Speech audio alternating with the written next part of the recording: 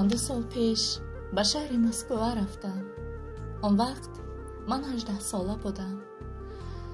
بعد از آن من همراه مادری عزیزم با یکی از مغازه‌های روسیه رفتیم و در آنجا با یک دختری تاجیک که در مدرسه تحصیل میکرد شناس شدم و بعد مادرم نامری همان دختری که من شناس شدم گرفت، چون که آن دختری اسلام شناس بود و اینچنین قرآن خوان بود.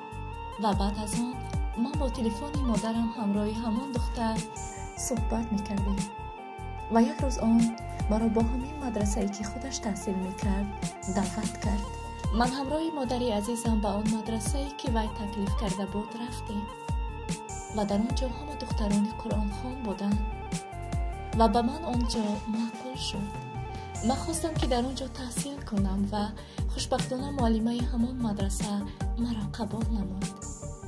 بعد چند روز تحصیل در آن مدرسه من همراه همان دوگانه‌ای که مرا آورده بود در یک جا نشسته صحبت میکردیم و ناگهان مرا با یک سایت اینترنتی که خودش استفاده میبرد شناس نمود.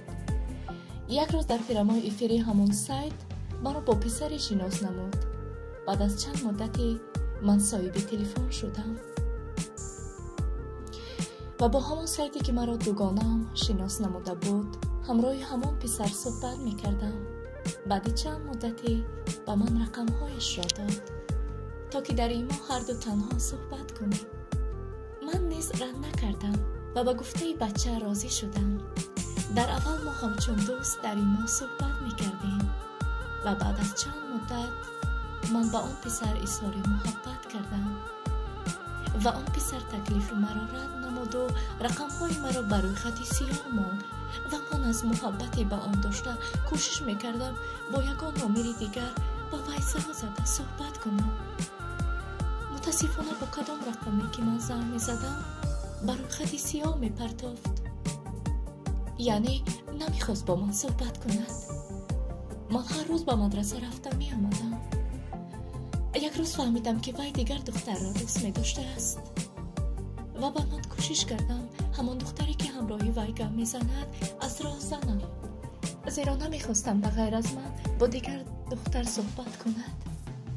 و صد افسوس کوشش های من نسبت آن دختر نتیجه ای نداد، چون که وی دختر خیلی هم ایمانی کامل داشته است.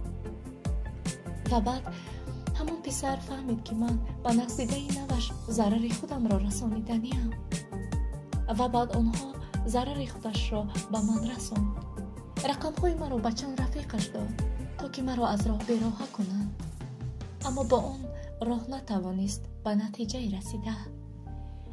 یک روز از مدرسه می برآمدم که 3 بچه مرا تعقیب می کردند و مرا در یک تن کوچه‌ای که در آنجا هر روز من گذشته به خانه‌مان می آمدم، آنها مرا در همان جا داشته مجبورم به ماشین خودشان سوار کردند.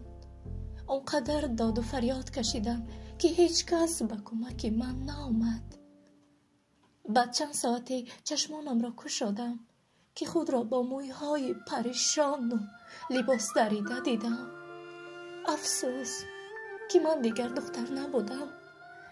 من این سر را 3 ماه در قلب غمگینم پنهان نمودم و یک روز مادرم از این که من حامله شدم خبر یافت. مرا خیلی سخنهای پست و دغل گفت و برای شرمنده نشدنشان مرا با یک مردی که 2 زن داشت زنی سیوم دادند.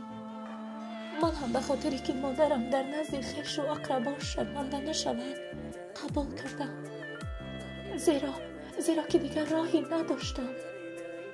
وقتی که روز یکم وارد خانه این مرد شدم، دختری را که نقصیده من دوست می داشت در خانه دیدم که در و پروی من ایستاده است. بعد می فهمم که من زن سیومی که همین دختر شدم. برای دوباره بدبخت نشدنم من این سر را در درون خودم پنهان نمودم و هرگاهی که آن دختر همراه همان پسری که من دوست می داشتم صحبت می کرد، من درون می سوختم، چون که من هم او را از صمیم قلب دوست می داشتم. و در همین جا قصه عشق بدبختانه من به آخر رسید.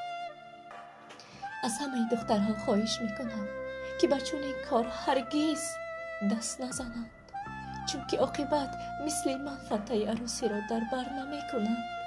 عاقبت اینترنت نادختر گشتنی ماست. با احترام خاصه مدینه بدبخت.